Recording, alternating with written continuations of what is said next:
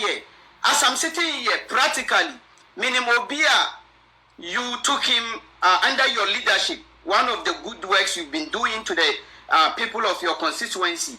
You took him to, Minkan is saying, Cuba, and the person is a medical doctor. As we're speaking today, the person is here with us in America hustling, not practicing the profession. When you ask, the person will tell you, say, if the opportunity was not there. Similarly, they went through, they had this MP Common Fund, I mean the educational scholarship. But our concern here is, we as a community, we are not benefiting from them. But maybe that is my point of view. Maybe that is our point of view, some of us. So what would you tell us, say, from the MP Common Fund now, yedi among four bebre ekosia nimdieno, I mean doctors, lawyers, what benefit do ye community no? Because ye sikan yedi ama benefit ben ye free womu, because we really want to know.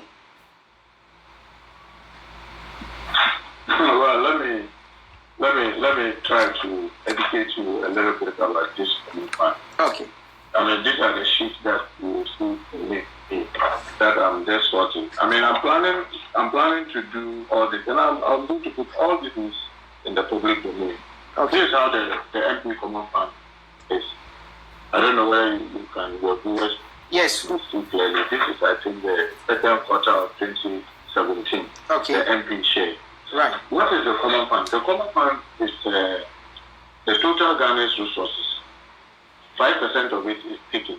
I mean, during the NDC, we didn't set it to 7.5, but this current administration have pulled up to 5%. The Constitution in Article 252 talks about 5% of the, at least, it says at least, so it can be 20, it can be 30, but it's at least 5% of that money will be distributed among the districts. So Parliament in, I think, 1997 or 1998, thereabout, agreed that, look, when we are disbursing or distributing money to these assemblies, that 5% becomes 100%. Let's take another 5% of it and share it among all the 230. Then that time the conferences were even 200. Among all the 200 MPs equally.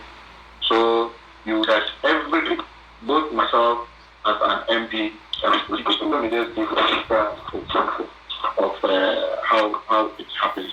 So you have, for example, this is 2017. You have the MP, this is the MP share, and you can see the amount there, right, which is 59,000 countries. You have the third quarter, 2017, you have about 84,000 countries. Right.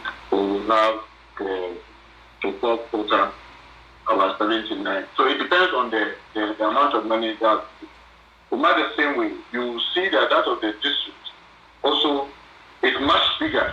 You see that of the district assemblies. It's, for example, in 2018, let me just give you this. I mean, I can forward all those scandals. Okay. You see that of the district. Right. Whereas I was getting 80 something, and what do you call it? You see the district having sometimes 1 million and what have you. These monies, what are they meant for? There's a guideline how to use the money.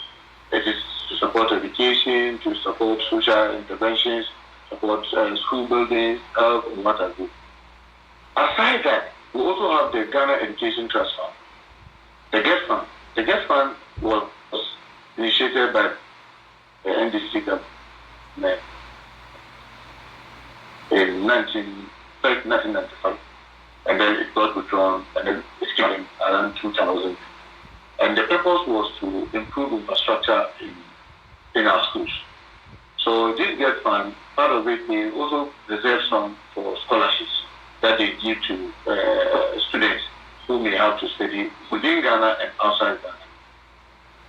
They also have the hub, and within the GET Fund, every year they allocate a small amount, but it is to help you do intervention within schools in your area. And I can just show you a typical example of a GET fund allocation and how you apply. Like I did apply, so this is 2019, so I applied for the GET fund, and then when it is approved, because I have to then support it, then the GET fund will give you this letter stating exactly what you are going to use it for, and then you have the check given to you, then you send it to the municipal director for education, and then you will now write to the municipal director based on the approval what you want to use it for. And I mean, you come and most of the time I try to use furniture and whatever. We also have the same with health insurance. Health insurance, when we are approving the formula, we take some portion that is distributed among all of it, so that you can do health intervention within your constituency. Aside that, the Ministry of Finance is also gives MPs some small amount of money under what we call social investment fund. So that one we use it to do other intervention. I mean, where we have a full-time account, I mean, I'm scanning all these documents and I'll show each year in, year out, what I've been using those monies for. But aside this, for those of us who are in leadership in Parliament, so basically, since I think President Pupo, those in leadership are given some additional resources in terms of development. So, for example, you get funds to give, depending on your rank within the leadership, maybe 12 classroom block, maybe 2-6 classroom block, maybe a dormitory for you to identify a project in your constituency, and then they will name it and try to do it for you because you are a leader. Then you also have common fund. Having shared all this amount, they have what they call the reserve fund. So they have some amount they give leadership. And when I was majority whip, the minimum I'll get is about 150,000. Not minority whip, because we are now in a position I get about 100,000 a year for those kind of interventions. Then you have the SIF, the Social Investment Fund, from the Ministry of Finance. There's some portions for leadership also. So, for example, I mean, last year I got 250,000 from the SIF, when ordinary MP got 40,000. But because I'm in the leadership and I'm a minority group, I got 250,000. In addition to the 40,000 that I got. So that's the way, that kind of resources that come by way of the MP. But the interesting thing is that all these monies that comes to the MP, the MP is not an entity. So you only identify that, oh, okay, send it to the district assembly, send it to the director for health, if it is health insurance, send it to the director for education, if it is a GET fund. But the SIF is flexible. I can choose to send it to the district assembly, I can choose to send it to the municipal director for health, I can choose to send it to the director for education, and identify exactly what it should be used for. The check will be written straight into the name of the where you choose that the check should go. So, like I said, we don't have time for me to how I'm using my over the years. Aside this, one of the biggest role of an MP is his ability to lobby. His ability to lobby government agencies, government programs, government activities, so that his presence could be felt.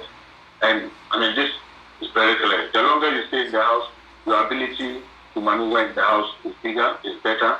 You can reach out to many more agencies easily. They get to know you easily because obviously you become a big player in Parliament or what have you.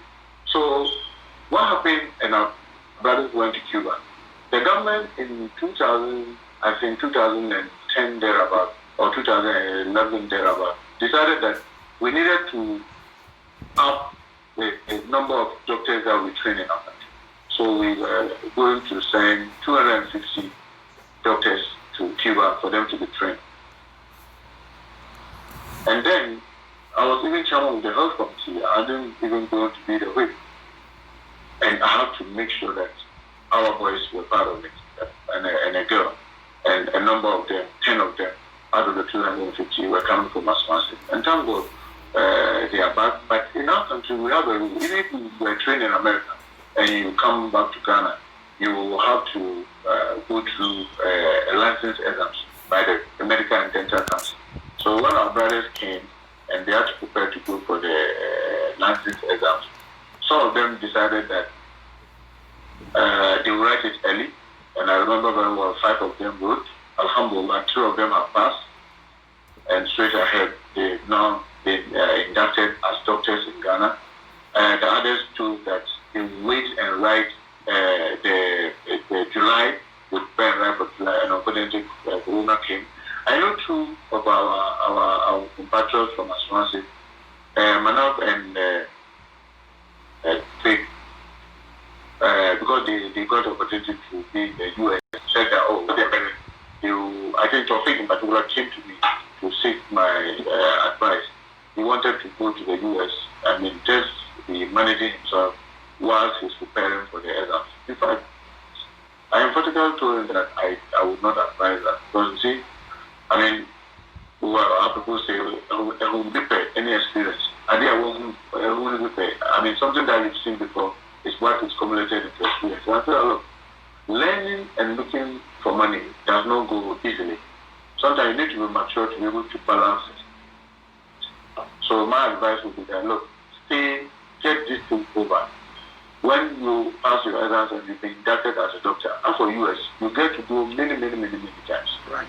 Unfortunately, they promised me that he was going when they come in January or March to prepare for the July exams. Then Corona set in, and then they got looked up in the US. I still pray. The 2 of them will come back and get in their colleagues and prepare. And I'm told that the next batch, I think for them to become doctors, that they will serve our community. And that's the very reason why they were saying, as for scholarship, we're giving so many people scholarship. I know Dr. Abdulsamad is in Kovanochi. No, now it's in, Benkesi or Finso Hospital. This is a young guy that I gave scholarship when he was in Antua Secondary School. He completed Antua, went to medical school, and today is a medical doctor. And everybody in our community, I'm betting, will testify that this boy is, when he sees you in Kovanochi or you ask of me, he is more than happy to assist. And last 2 weeks when I was in Kumasi, came with some other doctor. They are even planning to assist, do free surgery for our people, free of charge. And I can tell you, he remembers where he came from. He remembers very well that he was, from a very needy home. The community resources was used in assisting him to be where he is today. And I'm not surprised that he's helping. These are brothers and sisters who were in Cuba for 8 years and now back. Alhamdulillah, I'm sure when they finally qualified and got inducted doctors, I know, inshallah, they will not forget the community. So, in terms of how, maybe if we hadn't gotten them the scholarship to go to Cuba, maybe, all Allah knows, maybe none of them will be a doctor. Maybe none of them will be where he or she is today. So, for me, I take a lot of pride in assisting people to get education. And I believe, whether it is visible or not visible, I believe that it changes the person's life, and that person will definitely remember that he was supported by the community and they tried to assist the community.